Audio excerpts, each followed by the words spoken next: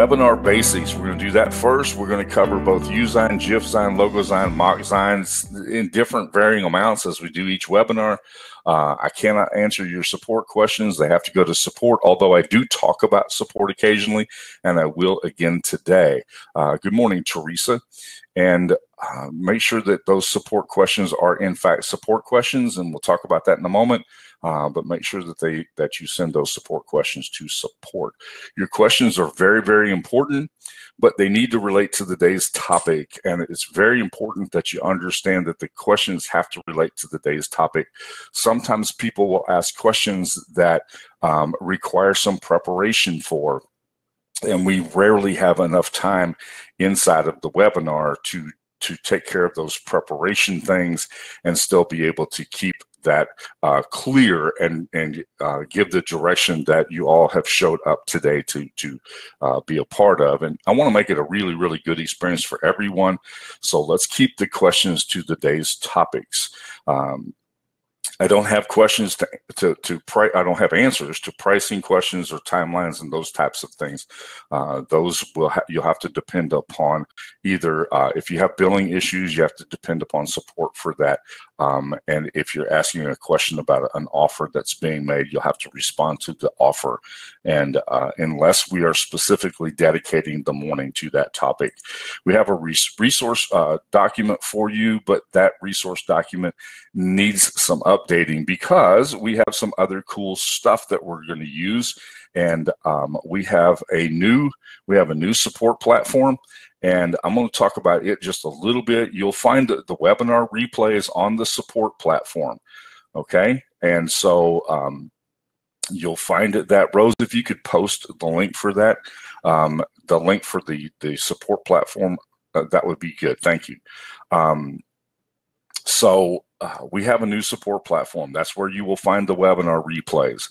Be patient. The webinars sometimes take as long as a week to get finished and back up because we have a lot of other things that we do at Usign. But because we feel that there's value to you for this webinar, we want to get that available to you, but sometimes just be patient. It may take a little while to get that webinar replay up. I think we're caught up through last Friday, and so you'll be able to find them all right there. We also have the Visual Marketing Academy, which is available. That Visual Marketing Academy will walk you through some very basics with visual design and also some things using the core products that Usign makes available to their customers, okay? The next thing is, this one's new. This is a forum. It is about 90% complete. It's a forum. Instead of searching through the groups, we'll be able to have a forum where you can share and say, hey, look at my design, tell me what you think. And sometimes people don't want that to be out there on a Facebook group, but they may want to be able to discuss that in a private forum. And so you will have to log in using your Usign login will allow you to log into that. It's at usign.com/forums. And that's where you will find that. You're more than welcome now, even though it's not complete and it's not ready to go live, you're more than welcome to be able to go in there, take a look at things, make comments. This is a good place to track those topics. Last week, we spent a significant amount of time over the last 3 weeks talking about the background erase tool and how that it has certain parameters. There's certain sizes that you have to stay within, and it will not load extraordinarily large images.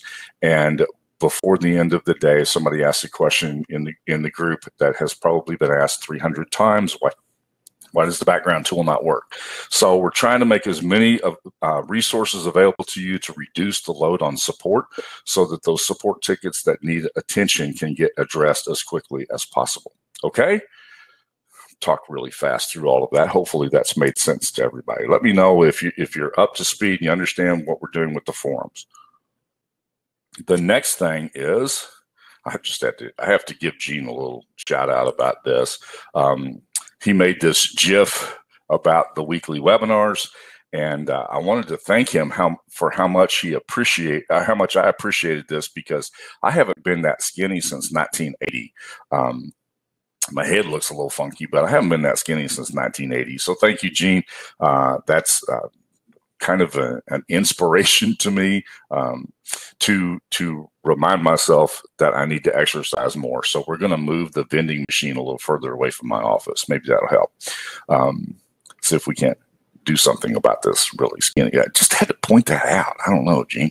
All right, next thing is that we have an installer update to MockZine and JiffZine. That has been giving people fits, and the reason is pretty simple. I think it was, although it was complicated to chase down, it had to do with those people who were using Mac, and Mac had updated, and somehow that was giving us issues depending upon who was on what platform. Now, imagine, if you can, how many different platforms that we have things on and that people, that our users are using. And that's the reason why sometimes it's hard to chase down. So this morning, we believe we've identified the problem, and many of us have tested it and not had any issue whatsoever. And so if you are having trouble with MockZine or JiffZine, make sure to go through the installation process again. It's helpful if you no longer have the current version on when you do the installation process, but you shouldn't have any trouble with that this morning. We've tested and tested, and I believe that we've got that issue taken care of. I will note this, however, that sometimes, and we've had this happen sporadically, somebody who tries to update will get an error message the first time. If you'll simply click OK and then do the installation process immediately after that, it goes through very smoothly. So still trying to figure out why that's happening, but make sure that you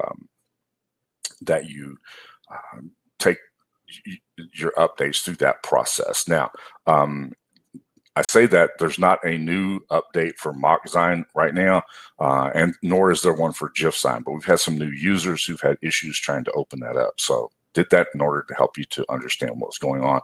And some people have asked and have been trying to find that, but I think that issue is taken care of this morning. Okay.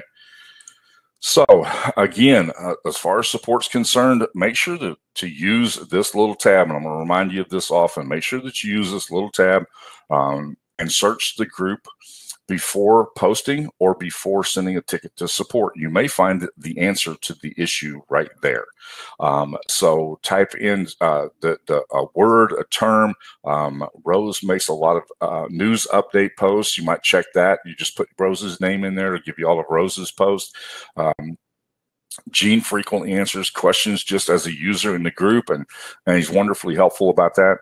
And if you're looking for something that he has shared, kind of like this right here, all you have to do is type in Gene's name and it will take you to that. So, and I frequently make updates there as well. So you can type those things in. I just, volunteered Gene, but you see what I mean. Go in here, as far as the background tool is concerned, if somebody had typed in background in that word, all of the comments about the background remove would have popped up, and you would have been able to scroll through those and maybe find the answer. And so always use that search button first. I want to remind you of something while we're on the topic of support. LogoZine and MockZine are still in beta. So be patient there. If you find something that is an issue, don't hesitate to mention it. But remember, this is beta. Now, everybody has these different definitions of what beta means, and most people think that means completely completed and I just got a really good deal on it. That's not what it means. What it means is that we're still working the kinks out. And so make sure that you understand that those two products are still in beta and we're still working on them. Okay? Is that clear? I want to make sure everybody understands that. We want to keep the dissatisfaction down, but we also want to identify issues. But just keep that in mind, that both of those are still in beta, which means that you've gotten a really good opportunity, but you don't have to work through some of the hiccups that go with that. So be patient as we get ready to roll this out. All right. The next thing is that sometimes, because we have changed our platform, our support platform, you may find some links occasionally that don't work. If you do, you can even drop me a message and say, Eric, I noticed that this link doesn't go to the place where it's supposed to go. And we're talking about on the core products. Like in this case, this little Learn Jitsu, which is really hard for me to say, that link was going to the old support platform. So you want to make sure. Yes, we want to know when you find an issue, Susan. So thank you for mentioning that. Just like this, we're gonna find little hiccups here and there. We have support links all over the place, and when you change your support platform, sometimes you can't track all of those down. It takes a little while to do that, especially with all the things that are going on right now. Okay, but yes, we definitely, if you see something that is an issue, don't hesitate to mention it. And we want to encourage you to do that. Doesn't necessarily mean you have to send in a support ticket, but we want to make sure that we are aware of what's going on. All right. Again, I want to remind you, we're building a suite of tools, and it's an amazing suite of tools. And we show you how to integrate those frequently and how to use them together. And it's very important that you understand. Now, it doesn't mean you have to have every one of those tools in order to be successful and design the things that you want. But you'll see that we're using those things together. We're creating them on separate platforms so that they can accomplish their purpose. And I'm going to give you an example of that I posted in the group last Friday after we finished the webinar. I did not have time to complete this, so I did this specifically here and posted it in the group, I don't know, that afternoon when we did the webinar that morning. And it was an example. Somebody said, can you take a picture, cut certain portions of it out and use it for something else? And the answer was yes. And I took a mock sign. Remember, I took a mock sign image here, put it in UZine, and then dropped the finished product in Jiff sign. And here's the example of what came out, okay? This is it. I put a video playing in the background, put a video playing in the foreground, and used a mock sign image to frame both of those. Okay, very simple. We talked through that process last week, and I gave you some examples of that. But does that make sense? Is everybody clear on what we're doing with that? That's the reason why we have a suite of tools. And you'll see others. There's many people in the group who do this frequently. Gene's one of those, where he'll frequently use an image, remove a portion of that image, play a video in the background. But I want to use two completely different, totally unrelated backgrounds, or totally unrelated videos in a slightly different kind of with a slightly different kind of image.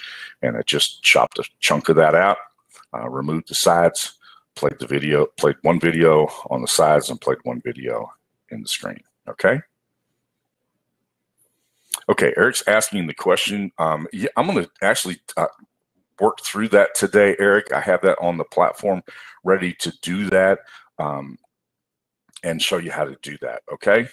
The next thing is I just want to kind of give you a little bit of an update about Jiff sign. It's not an update. I'm not going to use that word anymore, but I want to remind you of some things in Jiff sign. So we'll spend just a few minutes with that platform this morning, show you a couple of things that we have done with that. And then I want to take you to the canvas. We're going to talk about a couple of things with the editing tools because I think sometimes we forget how powerful the editing tools are and the cool things that we can do with that. And so I'm gonna take something very simple. We get asked this question a lot. Can you make a gradient arrow? I get asked. That's one of the most frequent questions. And so I'll give you a couple of examples of that. I'm going to talk about that today, but we're also going to add to that something that we talked about before, and that is how to create layering with that, and also fading, so that we can create an interesting look to that that gradient arrow, and how to make that work to your advantage. This looks like it's been stacked. And so I wanted to kind of show you how to do that using the edit tools. Something that I'm beginning to see in lots of places, just this reminder that you begin with the end in mind. And it's starting to show up in some places, and I thought that was pretty cool. We've got to constantly be reminded that in order to be successful with my design creation, I have to begin with the end in mind. I don't just start staring at a blank canvas. And beginning with the end in mind is extremely important. And that's one of the reasons why I introduced you all to my word Templateology. If you'll scroll through the templates, you'll find some interesting ideas in the templates, and you get some inspiration for your design capabilities. I'll give you a couple of tips and tricks, and one of those is going to be how I created that mask in response to Eric's question there. And then if time allows, and it is something that is already prepped in today's topic, I will do my best to try to answer your questions before we wrap up the webinar today. Okay, so with all of that said, let me go here and I will stop sharing for just a moment. So stick with me. Sometimes this creates an issue, and I'll give you a quick on Jiff sign. Okay, this is the end result of that image. I took this and I created a Jiff with this. I created this mask that we're going to use right here. I put a video here, and I put a video back here in my video editor. Okay, so this is what the end result looked like. This is what I played for you a minute ago. And I'm starting backwards here, but you can see how that plays as a GIF. All right, any questions? Okay, then I'm going to go back out here and I'm going to show you a couple of things. Yes, it makes the file bigger. It doesn't make it play any slower, but it does make the file bigger. You're crunching a whole lot of stuff into that. So, all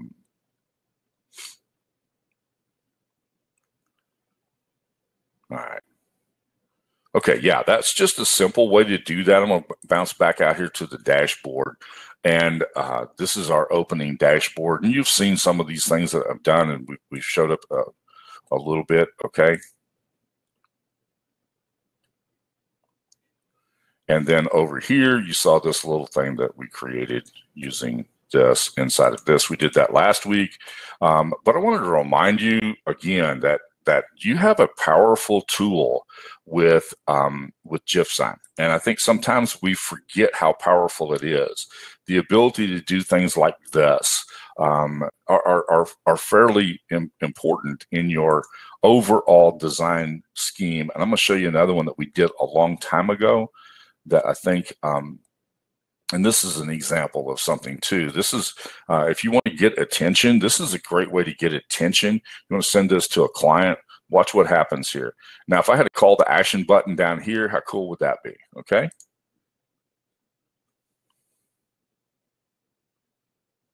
Yeah, I saw that.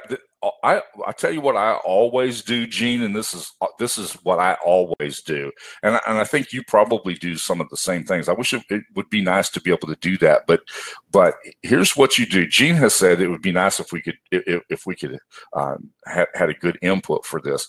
I always use the video preset in Usign.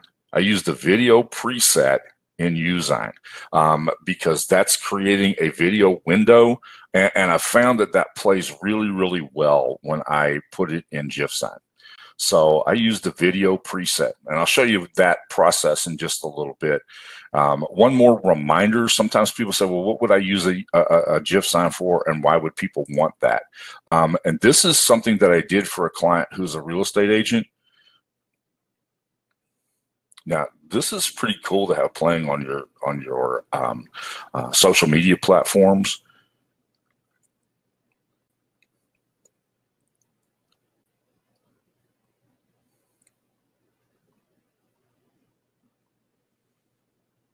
Do you think that would be helpful in the real estate industry? Gene, that used to be your forte. What do you think? Okay, I'll tell you how I did it. Steve, because I don't have the images handy. I create more than 55 images to do a webinar. And so it's easy for things to get lost. And sometimes to keep from filling up my hard drive, I just call them the same name. Okay, so sometimes they disappear. But the way that I created this is I think there's 6 images here, and I created those in Usign. I created them using the video layout in Usign. And I took this text and I obviously made it slightly larger for the introduction. And then I saved those images consecutively numbered 001, 002, 003, 004, 005, 006. And I saved those when at the very beginning, and I think you can see this, at the very beginning, it says right here to upload images. I took those 6 in consecutive order. I loaded those up right here by selecting all of them, by holding down my shift key and selecting those 6 images. And then I took those images and they loaded up, and I slowed the frame rate down, and what I got as an end result was what you see right here.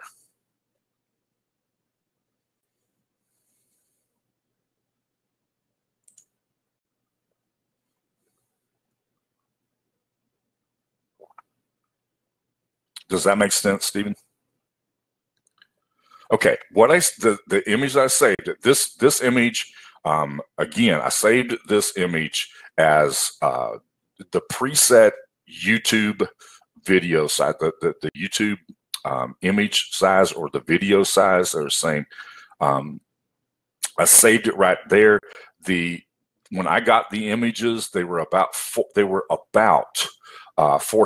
pixels. By dropping them in that, what it did was it reduced them to 1260 by 640 or whatever that is. I don't remember what size that is, but it reduced them to that size. I'll show you the size in just a moment, but it reduced them to that size at 72 pixels. It plays really well. The images are clear. Everything seems to work very, very well to do that. And so it's just a fairly simple process. But it's easiest if you have your preset done, drop the image in the preset, then it automatically sizes it the right way. And that's the magic of the presets. You don't want to import from the image, and you don't want to custom size that. Just use your preset right there like that. Okay. All right. That's all we're going to do right now with the Jiff Sign platform. But I get asked this question all the time about, I'm going to show you one more. You get asked all the time, well, what do I use a Jiff for? Lots of things you can use a Jiff for, and they're really cool in social media. The way you make the wording move. Let's see if I got that image up here. I don't know if I still have that or not. Actually, let's see. It's this one right here. The way I made the words move was I saved, okay, the first image was the hamburger and the frame. I saved it. That's 001. Then I typed in the word you, and I saved it. That's 002.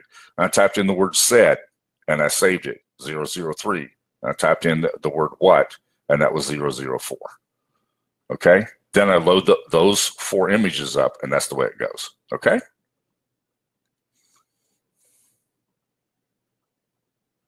The pointing finger, this is really simple. It's really simple. And once you start using the words and saving the images, the same image, you'll see real quickly how to do that. And I don't know where that went. Oh, there it is. You see real quickly how to do that. I took the finger that is in the Usign platform.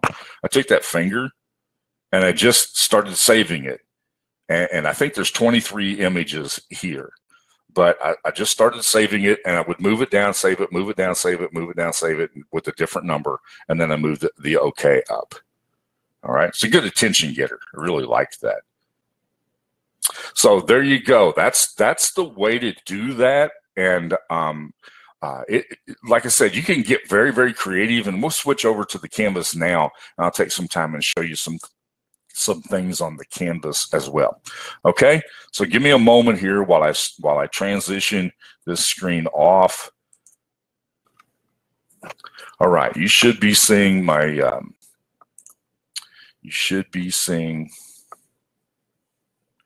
actually, Ellie, I had an infographic that I did the other day, scrolling through the infographic and saved it as a screen record as a GIF. And that's a really good way to get the infographic so people see all of the stuff that's there. Kind of a cool idea. Okay, so now we should be at the canvas with Usign. And again, this is a video, all right? It's in a video size. So I took the MockZine image that I had, and this is how it imported right here. When I do that, I import those with just a note to myself to remove that area, okay? Does that make sense? And so I was going to remove this area from the Jiff sign. So now the thing that you do is you take that and you import it. This is what I did in this case. Take this and I imported it into the background removal tool. You got to save something first. So I'm going to save the frame. That's what I did wrong. Save the frame. Make sure I get this frame saved in here. And then I'm going to remove this area right here. And I'm not going to worry about trying to save the top of that lamp. Don't have time to do that. But you see what we're doing is we're just simply identifying the area that we want to keep. And now take this and I'm going to remove this like that. And we got a little bit too much. So we'll adjust that just a little bit. And there we go. It keeps popping that section. There we go. Just like that. So now do you see what we've done? I'm gonna remove this area over here.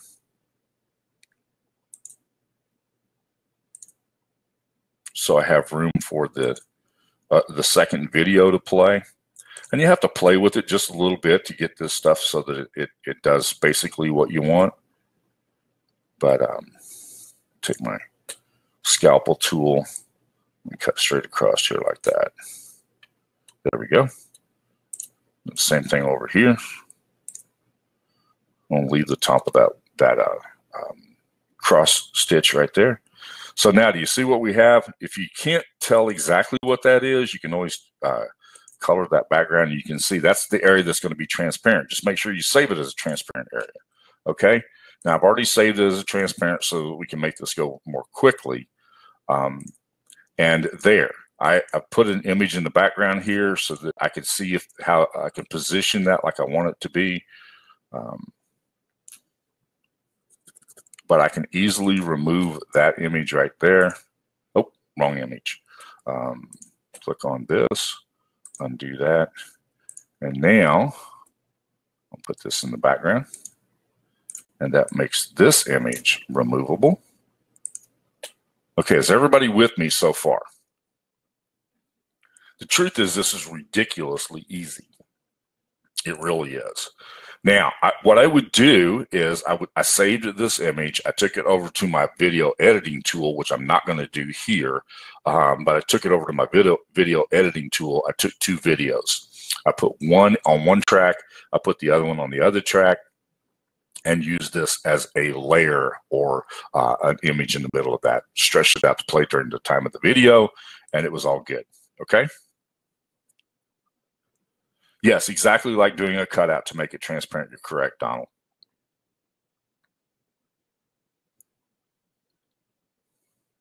And I frequently will hold it, just create a placeholder and save it so that I've got something that is easy for me to see where that's at. Sometimes, depending upon whether I'm going to make this transparent or what I'm going to do with that, I might need a placeholder until I'm ready to save. Okay? All right, that's how to do that. And this is really easy. Again, this came from MockZine. This is a beautiful design here. I actually put it on something like you were flying over the top of a mountain, which made this look more like a spaceship than it did look like a window. But this is really a very, very easy thing to do. Then I took the video and I dropped it in Jiffsign and created the Jiff with it. Okay. Yeah, so the rest of it was basically my video editing tool, and there's lots of those. And most of them will allow you to do more than one track for video editing. What you have to do is that one track has to play in the background, and then you start layering them on top of each other, and you move them from the layer 1 would be the background, layer 2 was my mask, and layer 3 was the video. And then I just adjusted them so that they fit. That's how you create the layers. And that depends upon what your video editing tool is as to how that does that. Okay. I don't know, Eric. I've never used iMovie, so I don't know the answer to that question. All right, let's take a look at, are there any questions about this? You saw the whole removal process, what to do with that, okay? Deborah, I use Camtasia, but it's because I've had it forever, and it works really well for me. Camtasia is a little clunky for some people, but it works really well for me. Now, there are other people. Gene has a free tool that he uses, so yeah. Yeah, and that's the reason why I try to avoid talking about other platforms, is because there's always rules that go with that I don't know, but you guys do a great job of being able to keep people informed. So thank you very much. I appreciate that. All right, now let's go over to a different platform here. I want to talk about this. How do I create a gradient? How do I create a gradient image of any kind? And I can do this with my vector images. Where I got this arrow is I got this over here under vectors, and I went up here to arrows, and I just grabbed an arrow and I stuck that arrow in there. It's that arrow right there. And I went over here, took my editing tool, and I clicked on no fill. And the no fill, after you put a border around the outside of it, the no fill will eliminate the inside of this arrow. So by using the no fill, I can make that centerpiece transparent. All right. Does that make sense? Are you all with me? I know this is a little different after we've just been through the how to video edit, but this no fill tool is amazing with the vector images. Now, if I do this, it goes back to this right here. So if I click on the border, I can make the border a little skinnier. Maybe I want to keep the border. Maybe I just want to hang on to the border. And if I want to hang on to the border, I can do that. Click no fill right here. Then what I do next is that I download the image, and then I upload it. And you'll see the image right here. So this is the image. I take that image. Oh, wait a minute. I take that image. If you want to know what's going on, just click on the show off canvas elements, and you'll be able to see that. That's just a transparent image right there. And but I've downloaded the image, and then I went in and I took the background removal tool and removed everything from the background of it. Okay? Does that make sense to everybody? We're still talking about video tools over here. How many of you have ever used that no fill tool? Created a border around your image and used the no fill tool. And that's my transparent image right there.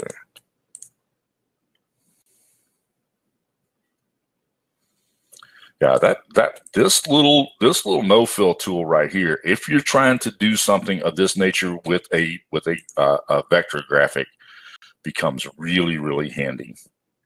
I can take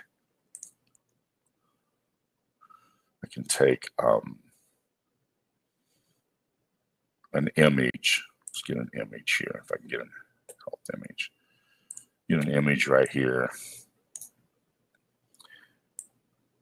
And I can put a border around it, and there we go. And now if I do the no fill, it makes a transparent outline. Sometimes just an outline becomes really helpful, and it is just the thing that you're looking for. So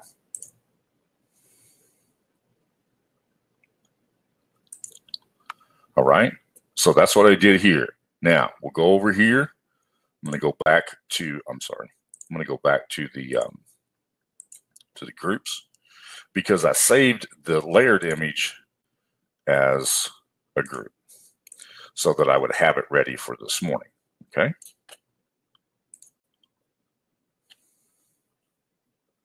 Can I change the color of a vector? Yes, absolutely. The way you change the color, I'm going to ungroup these so you can see that. The way you change the color of a vector is when you are on that vector image.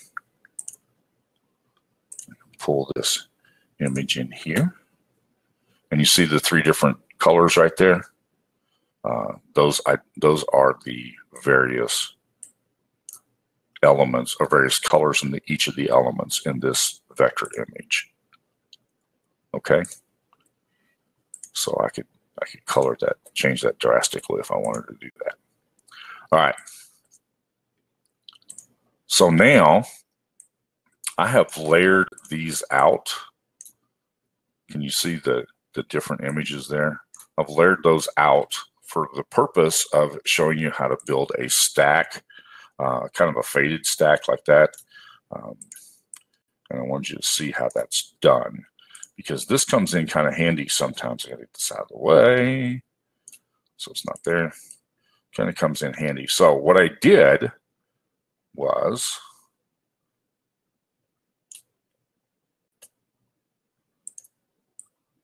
that was a little bit close. Right there. So what I did with that stack is I changed the transparency or the opacity. Change the opacity of this. You can see what happens when I increase the opacity back to its original content. And you can see how it follows. This is my original background over here, which I had taken this background, and it is a gradient background right here. All right. Created the arrow by using the no fill tool, like I showed you a minute ago. Are y'all with me? I'm going to delete these and get them out of the way so you can see what's happened here. Get rid of that one because I've already saved my images. And this is the reason why it's so important to learn to use this group tool and use it frequently, because it really, really helps you. Okay. Kim, are you saying barely to be able to see? Yeah. Sometimes I have to exaggerate things, and I got to remember to exaggerate them so that you can see what's going on. But this is the arrow right here that I wanted to crop and make transparent. And so then what I wanted to do was I wanted to build on top of that. So I've got my other arrow right here. Can you see that now? Yes. All right.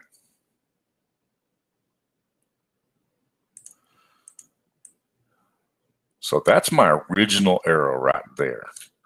Now, what I'm going to do is I want to make that slightly smaller. So I'm going to come in here like this. I'm going to make that arrow smaller. I'm going to keep this plane right here to the back. Okay. I'm going to maintain that, but that's the only thing I'm going to maintain. And the easiest way for me to find that, if I select border now, what happens is it gives me a border around everything. So that's not going to help me because I saved that as a transparent image.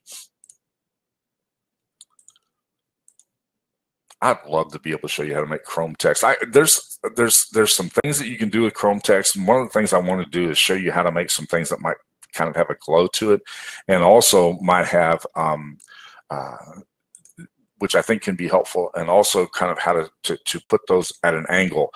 But this is the first step in being able to do that. Okay, got a couple of things in the works for you, and I think I think you'll see that be kind of cool. I saw the question come up in the group the other day, and the first arrow, I saw the question come up in the group the other day about text, and so I've got some things that I'm working on with text right now for upcoming webinars that'll help you. But the question was asked by Susan. I think it's a really, really good question. How did I get this transparent? Okay, this right here is, I got some layers on top of this. I'm sorry. Start out here. This is a vector image right here, and I put it on a background that was gradient. Okay, so this is my gradient background. Put it on that background. And then what I did was I clicked this no fill tab. So I deleted the background. Now the background shows, so I deleted what the image was filled with, and I now have the background showing through that. And I saved the border around the outside of the arrow for the purpose of making it easy to cut. If I don't have a border around the outside of it, I don't have any way to cut it. And so I frequently, when I do this, I'll make that border a little bit bigger so it's easy to do. And then I select it just exactly like I did when I did this one over here. Remember how I took my cutout tool and I put right here, or I put my save tool right here, took my cutout tool and put it inside of here. I do exactly the same thing right here. All right, when I do the cutout. So that's how I filled that arrow with the gradient, because that's a frequent question. So when you cut out the arrow, it picks up the background too. So what I did, let me see if I've got this saved. It takes a little bit to load and unload these things. I know I've got it. Hang on a second. Pull it in here.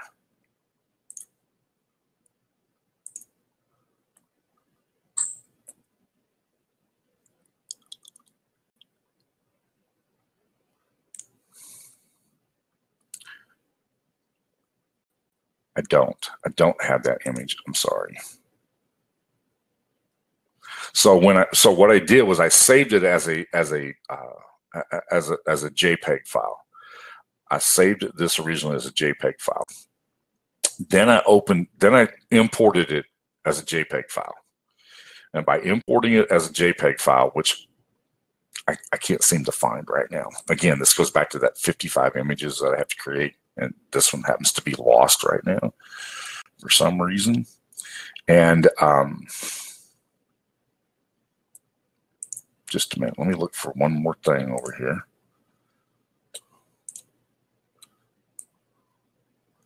Now I saved the transparent one, not the original one. What I did was I cropped it, and that got me in trouble. I'm sorry about that. So I imported the JPEG file. I took the JPEG file, put it in the background remove tool, and I removed this area out here up to and including that black outline. The result was it gave me this image right here. Okay, that's how I got that. All right, now with that image right there, I can now begin my layering process. But the first thing I want to do is I want to make it smaller. So I'm going to come in here and make that a little bit smaller. I'm going to back the edge of that up. And the easiest way to see that, because I can't see very well, the easiest way to see that is I put a really dark shadow around it. Now I can see it to back it up. Does that make sense to everybody? All right, good. So now what I'm going to do, and I'm going to leave that there because I want to give you a layering look, and I'm going to duplicate it again. And this time, I'm going to make it smaller.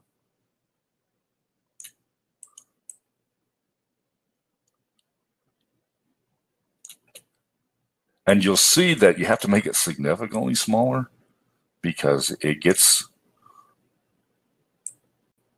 a little crowded in that point.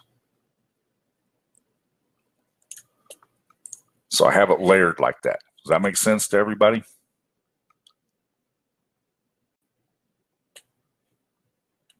So now I'm going to come up here, and I've saved my steps.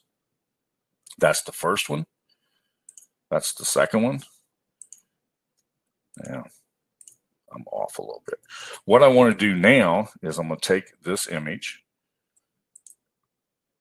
and make my background transparent.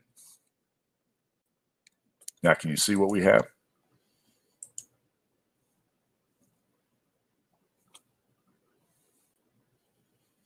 Now I want to take this apart. So let's do this. We'll take this apart. I'm going to remove these things that are in my way, and you can see what we've done here. Is everybody still with me?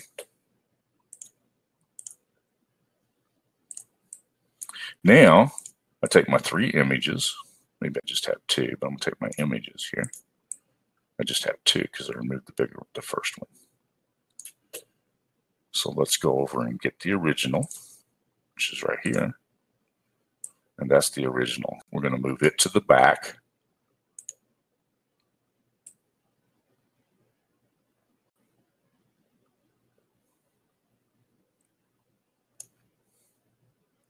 And we'll move it all the way to the back. And now I can adjust my images on top of it.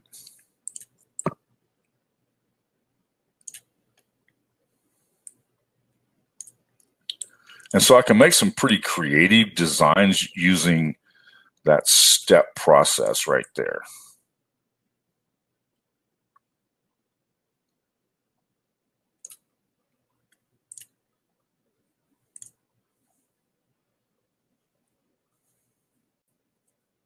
And yes, I could do exactly the same thing. Now, since Susanna mentioned that, and I will talk about it, I could easily do this, okay? I can take each of these arrows, move them out of the way, and just kind of store them just off screen. Save that image. Just put it on a video size. Come down here and grab the video size. And I've got this image right here. The video size gets really, really large, but we'll move that out of the way and save this. And now I can put this on a transparent background. Let's just do that for fun and put this on a transparent background. And then I'm going to go over here and I'll save that. If I save this, that's my first one. I can put the second one, I'll put the second one over top of it, which is this one right here.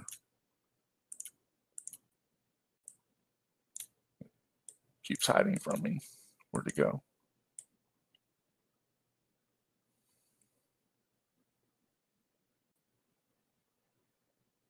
And if I save that one, then I can make the arrow look like it's moving or like it's stacking up, or I can, if I want to make the arrow point, I'm going to get rid of this and just show you. If I want to make the arrow point, then I save it here. I always like to give myself a grid line so that I can keep that thing lined up. Okay. And I save it. I save that image, and then I move it over a block, save it again, move it over a block, save it again, and it makes the arrow look like it's pointing. Does that make sense? I did the same thing over here with the finger. We'll take a look at that one and go back to my vector images. I believe it's under people.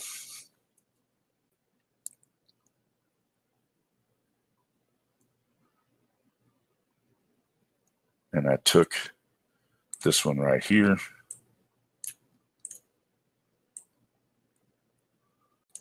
Put this on the background so I can see it.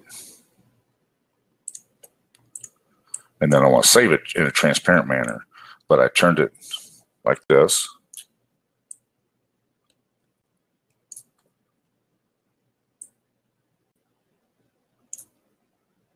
And let me get rid of this so you can see what I'm doing.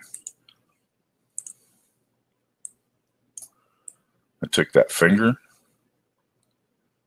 used my grid lines to line it up, saved it as a transparent ping file. And then I moved it down, saved it again, moved it down, and saved it again, moved it down, and saved it again. It gives the illusion of pointing, okay? Then I took the graphics over here, grabbed my OK thing, deleted that, didn't duplicate it, I deleted it. And then I brought this down here, sized it in the same fashion.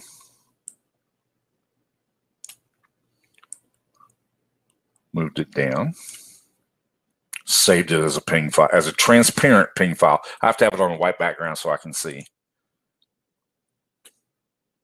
And then I just simply moved it up, saved it, moved it up, saved it, moved it up, and saved it, and had the illusion of coming up from the bottom of the screen in the Jiff. Okay? Does that make sense to everybody? Yes, I save each one of those. I go up here and I save each one of them as a transparent ping file. And I number them in consecutive order. Okay? In the order that they are to appear in the end product.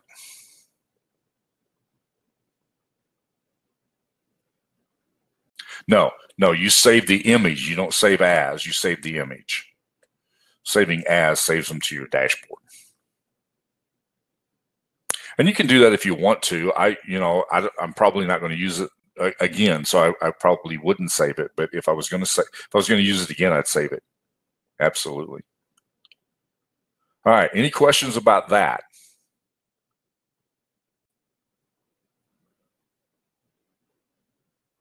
Okay. Good question, Steve. We'll do that very quickly. Let me see if I've got a face over here somewhere. Let me grab this. Something that I can grab a face out of. Let's see here. Are you talking about like this right here is a circle? Is that what you're saying, Steve? Let's make sure we're doing this right.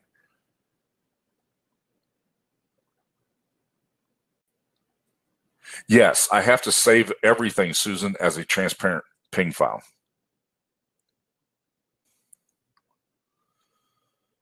I was trying to avoid Tom's face, but let me just grab an image here. I'll have to use mine. Don't want to use mine. But right up here at the top, I can crop that as a circle. Can you see how to crop that as a circle? If I crop it as a circle, it'll save it that way. When I click down here, save to library, it saves it that way. Yep, Rose just gave you the instructions right there.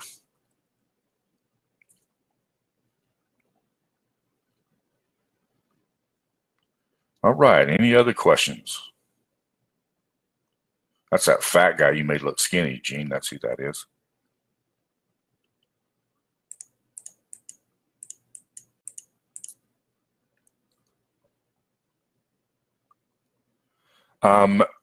We can't select layers. You just have to find the layer itself, and from there, do what you're looking to do. Like I had those layers on top of each other.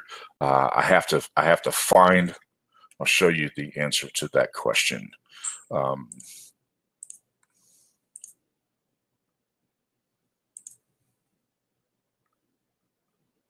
There's all the layers, and and there is a group. If I ungroup them, I have to ungroup them.